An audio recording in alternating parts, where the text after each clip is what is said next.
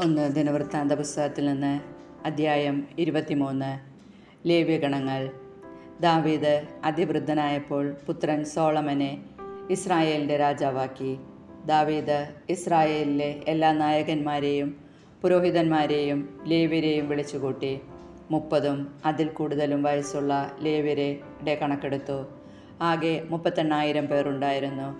അവരിൽ 24,000 പേരെ ദേവാലയ ശുശ്രൂഷകരായും 6,000 പേരെ കാര്യവിചാരകരും ന്യായാധിപന്മാരുമായും ദാവീദ് നിയമിച്ചു.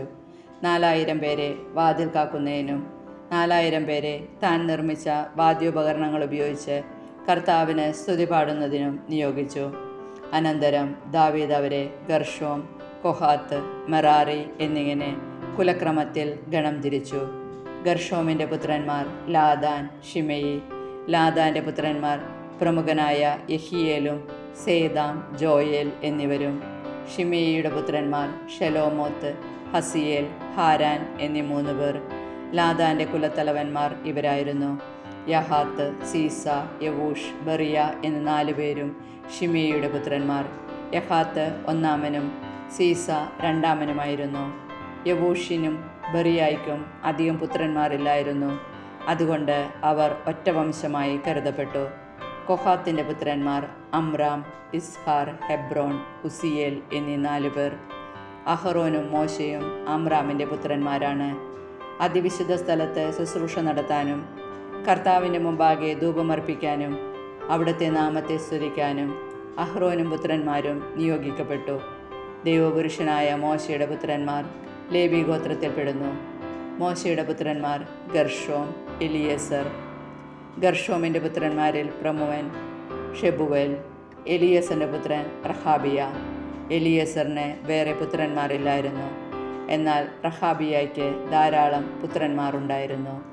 ഇസ്ഹാറിൻ്റെ പുത്രന്മാരിൽ ഒന്നാമൻ ഷെലോമിത്ത്. ഹെബ്രോണിൻ്റെ പുത്രന്മാർ പ്രായക്രമത്തിൽ ജെറിയ, അമരിയ, യഹസിയേൽ, യക്കാമെയാം. ഉസിയേലിൻ്റെ പുത്രന്മാർ ഒന്നാമൻ മീഖ, രണ്ടാമൻ ഇസിയ. മെറാറിയുടെ പുത്രന്മാർ മഹ്ലി, മൂഷി. മഹ്ലിയുടെ പുത്രന്മാർ എലയാസർ, കിഷ്.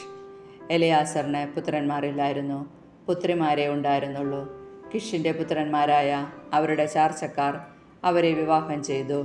മൂഷിയുടെ പുത്രന്മാർ മഹ്ലി, ഏദർ, യെറോമോത്ത് എന്ന് 3 പേർ. ഇവരാണ് കുലവും കുടുംബവും അനുസരിച്ച് വംശാവലിയിൽ പേര് ചേർത്ത ലേവി സന്തതികൾ. 20 അതിനുമേലും വയസ്സുള്ള ഇവർ ദേവാലയ ശുശ്രൂഷയിൽ പങ്കെടുത്തു. ദാവീദ് പറഞ്ഞു: ഇസ്രായേലിൻ്റെ ദൈവമായ കർത്താവ് തൻ്റെ ജനത്തിന് സമാധാനം നൽകി. അവിടുന്ന് ജെറുസലേമിൽ നിത്യമായി വസിക്കുന്നു. ആകയാൽ ലേവ്യർക്ക് ഇനി പേടകവും അതിലെ ശുശ്രൂഷയ്ക്കുള്ള ഉപകരണങ്ങളും വഹിക്കേണ്ടതില്ല. ദാവീദിൻ്റെ അന്ത്യശാസനമനുസരിച്ച് ലേവ്യപുത്രന്മാരിൽ 20 അതിനുമേലും വയസ്സുള്ളവർ ദേവാലയ ശുശ്രൂഷയ്ക്ക് പേരെഴുതിച്ചു. ഇവർ ദേവാലയ ശുശ്രൂഷയിൽ അങ്കണവും അറകളും സൂക്ഷിക്കുക, വിശുദ്ധ വസ്തുക്കൾ വിശുദ്ധീകരിക്കുക, ദേവാലയത്തിലെ മറ്റു ശുശ്രൂഷകൾ ചെയ്യുക എന്നിവയിൽ അഹ്റോൻ്റെ പുത്രന്മാരെ സഹായിക്കേണ്ടതാണ്.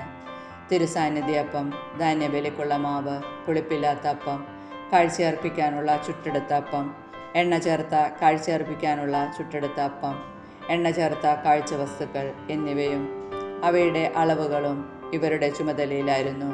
പ്രഭാതത്തിലും പ്രദോഷത്തിലും ലേവ്യർ കർത്താവിനെ പാടി സ്തുതിക്കണം. സാബത്തിലും അമാവാസിയിലും മറ്റു തിരുനാളുകളിലും ദഹനബലി അർപ്പിക്കുമ്പോഴും ഇവർ നിശ്ചയിക്കപ്പെട്ടിടത്തോളം പേർ അങ്ങനെ ചെയ്യണം. സമാഗമ കൂടാരത്തിൻ്റെയും വിശുദ്ധ സ്ഥലത്തിൻ്റെയും ചുമതല വഹിക്കുകയും കർത്താവിൻ്റെ കൂടാരത്തിൽ ശുശ്രൂഷ ചെയ്യുന്ന തങ്ങളുടെ ചാർച്ചക്കാരായ അഹ്റോൻ്റെ പുത്രന്മാരെ സഹായിക്കുകയും വേണം.